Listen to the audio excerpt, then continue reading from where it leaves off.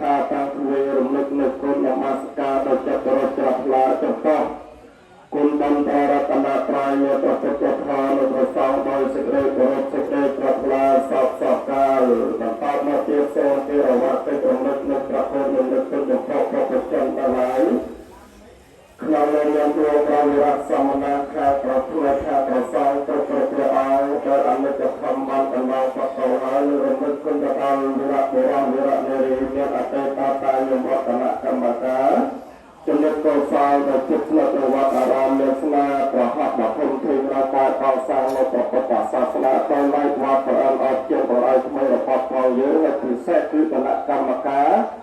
ប្រធានអនុប្រធានសមាជិកសមាជិកាទាំងអស់នៅវេនទី5ដែលវេននេះគឺវេនទី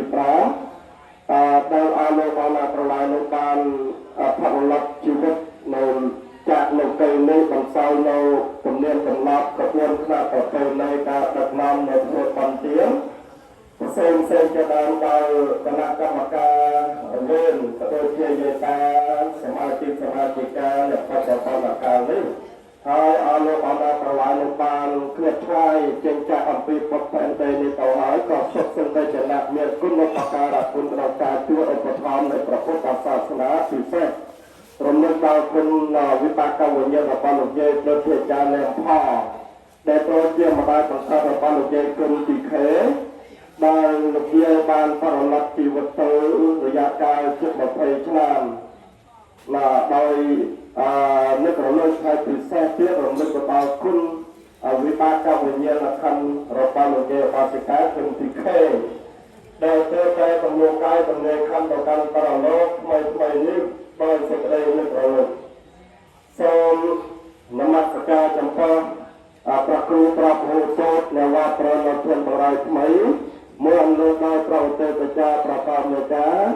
នៅវត្តភិក្ខុសមណែគ្រប់ព្រះអង្គនៅវត្តព្រះនរធនបរិយថ្មីមួយអនុដោយប្រវត្តិបច្ចានៅវត្ត